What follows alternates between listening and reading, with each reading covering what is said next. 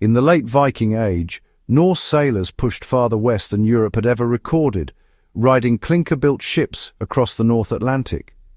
Their expansion was gradual, first Norway to Iceland in the late 800s, then Eric the Red led settlers to Greenland around 986, building farms on its fjords.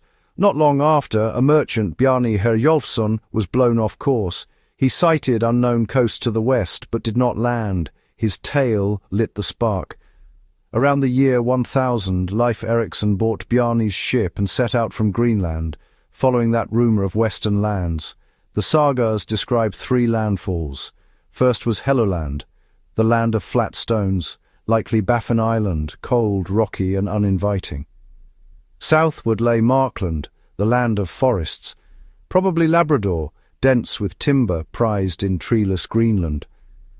Sailing farther, the crew reached a milder place they called Vinland. Whether named for wild grapes or meadows is debated, but the setting felt richer.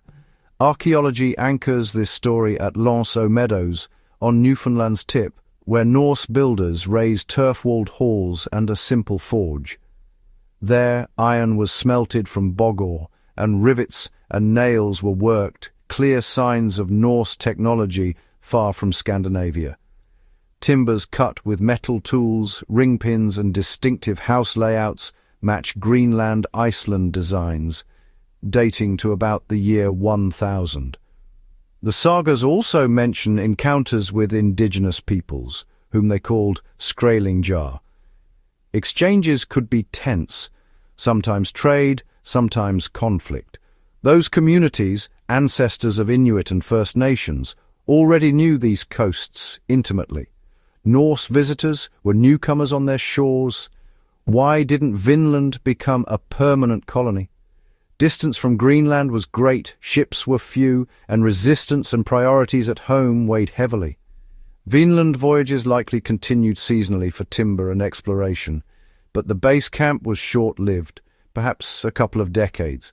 Even so, the crossing itself matters. It marks the earliest known European presence in North America, 5 centuries before Columbus. Scientific methods back this up.